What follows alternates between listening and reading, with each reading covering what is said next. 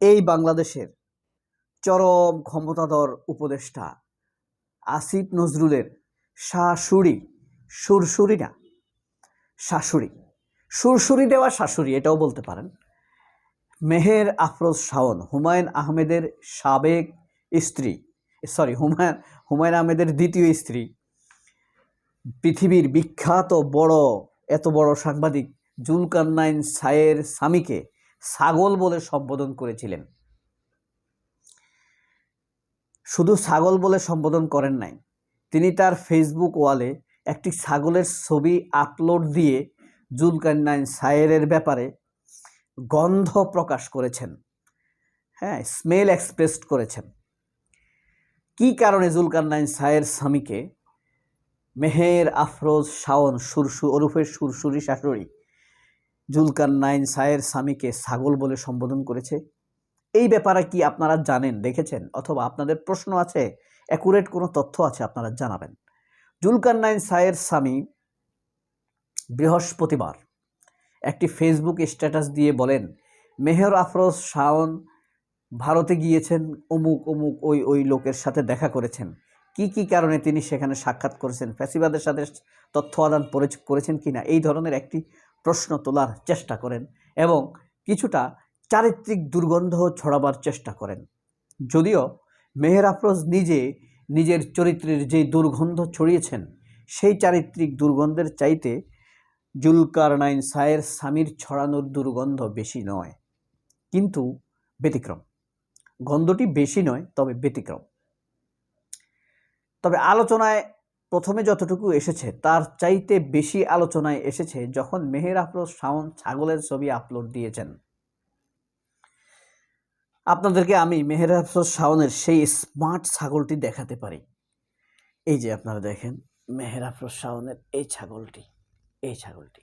এখন কথা হলো, ছাগলটি কিন্তু স্মার্ট, একটি স্মার্ট ছাগলের সাথেই তিনি জুলকারনাইন সায়ের স্বামীকে তুলনা করেছেন।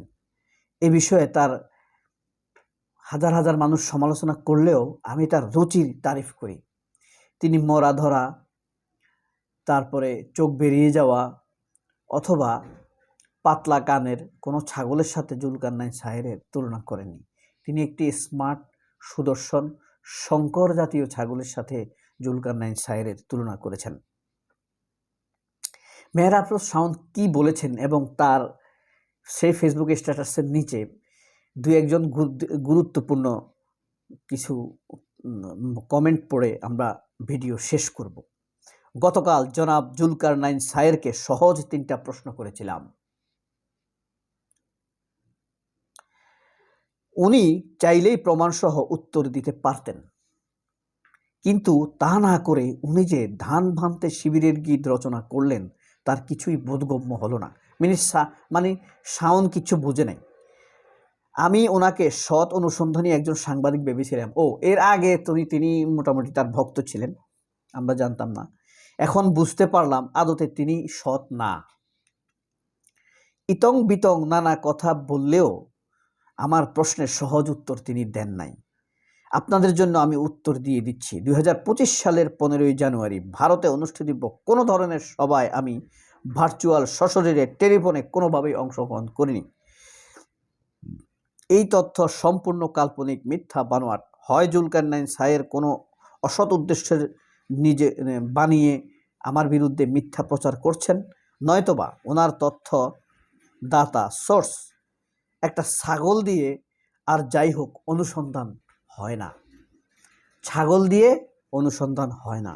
মানে জুলকারনাইন সায়েরকে তিনি লাউড অ্যান্ড ক্লিয়ার বলে দিছেন। শাওনের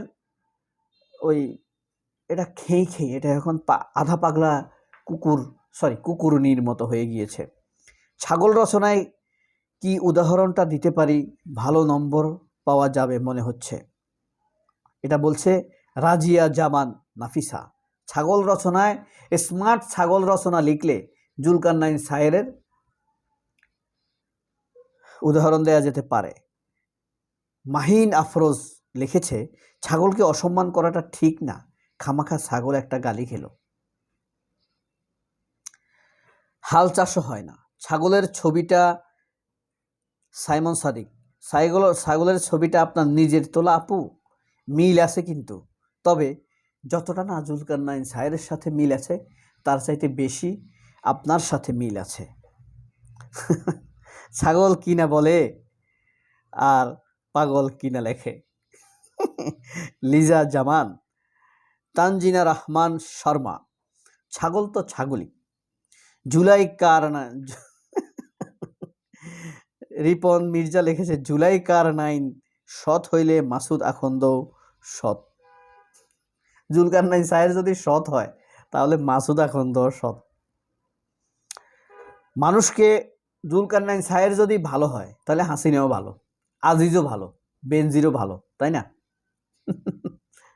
মইনু আহমেদও ভালো।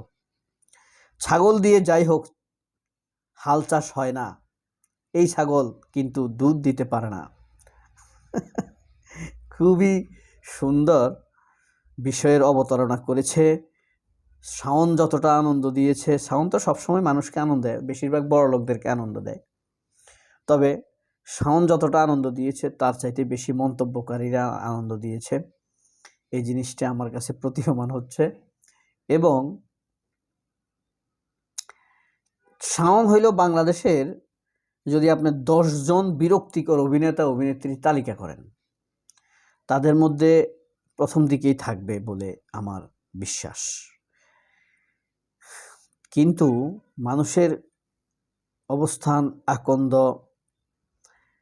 আমি একটি বিষয়ের তীব্র নিন্দা জানাই যে আমাদের ইনকিলাব মঞ্চের সদস্যদের উপরে যেভাবে হামলা করেছে সেটার জন্য আমি খুবই দুঃখ লাগছে।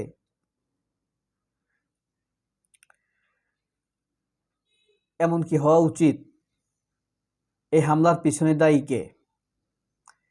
একদম কোনো সন্দেহ নাই, ওয়াকার, সাজ্জাদ মিয়া পুলিশ কমিশনার এবং বেয়াদব আইজি। এইসব লোকের ব্যাপারে কি করতে হয়? এদের কি বিচার হয় না? হয়। মানুষ না পারলেও আল্লাহ করে দেয়। দেখেন না হাসিনার আল্লাহর করাটা বিচারটা কেমন হইতেছে, ওয়াকারের বিচার কেমন হবে দেখবেন আপনারা। প্রাকৃতিক বিচার ভয়াবহ।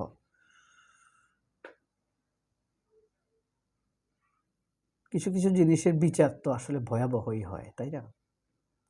সবাই অনেক ভালো থাকবেন। মেহের আফরোজ শাওনের আল্লাহ হেদায়েত দান করুক। আসসালামু আলাইকুম।